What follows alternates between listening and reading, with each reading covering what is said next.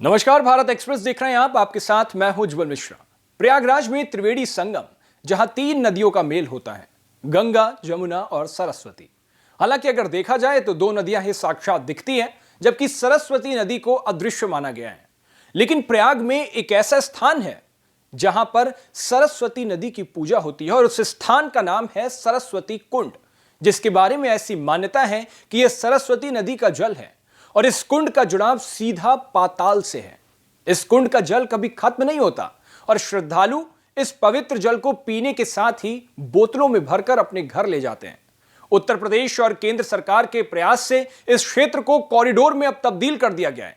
सरस्वती कुंड का जल लोग पीने के साथ ही घर ले जा सकते हैं और इसके लिए भी प्रबंध किया है सरकार ने। वहां पर 4 नल लगवाए गए हैं, जिनसे 24 घंटे सरस्वती कुंड का जल आता है।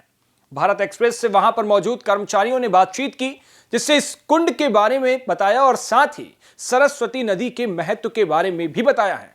क्या है सरस्वती कुंड का महत्व, देखिए भारत एक्सप्रेस की इस खास रिपोर्ट में।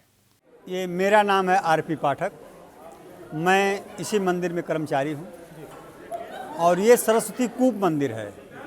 ये सरस्वती कूप नहीं कि बल्कि सरस्वती नदी कहा जाएगा इसको, क्योंकि पहले सरस्वती जी इसी से बहती थी। गंगा जी, यमुना जी, सरस्वती जी, और तीनों मिलके त्रिवेणी बनाती थी।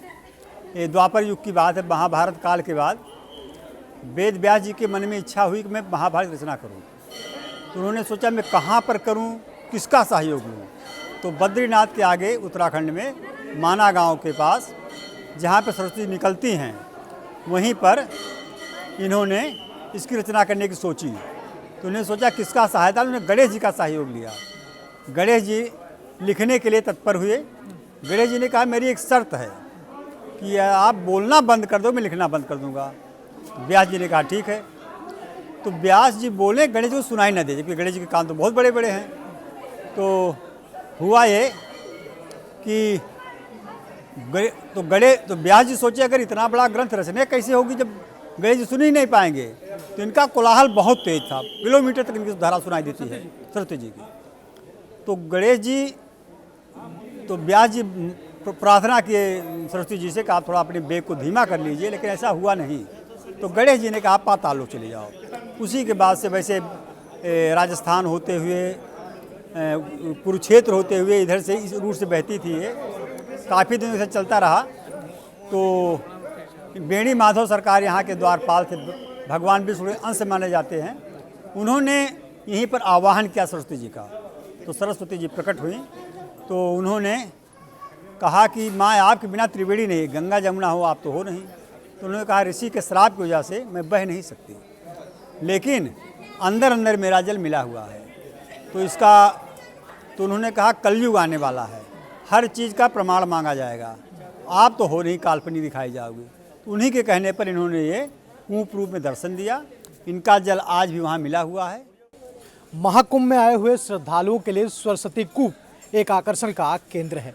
गंगा, जमुना और सरस्वती 3 नदियों का त्रिवेणी संगम यहाँ बनता है, लेकिन जो सरस्वती हैं वो विलुप्त हैं।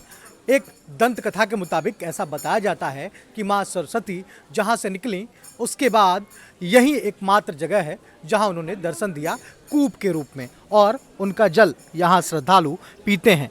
भारत सरकार की तरफ से प्रधानमंत्री नरेंद्र मोदी ने यहाँ कॉरिडोर बनवाया और इस कॉरिडोर में 4 नल लगाए गए हैं और इन 4 नलों से सरस्वती का जल आता है, जिसे यहाँ आने वाले श्रद्धालु पीते हैं और पवित्र जल को भरकर अपने घर ले जाते हैं। तो इसकी बड़ी मान्यता है और शायद यही वजह है कि महाकुंभ के दौरान लाखों श्रद्धालु यहाँ पहुँच रहे हैं और इस सरस्वती जल को भरकर अपने घर को ले जा रहे हैं। ऐसे में हमारी बातचीत यहाँ के एक कर्मचारी से भी हुई, जिन्होंने इस महत्व को बताया कि कितना खास है सरस्वती का जल।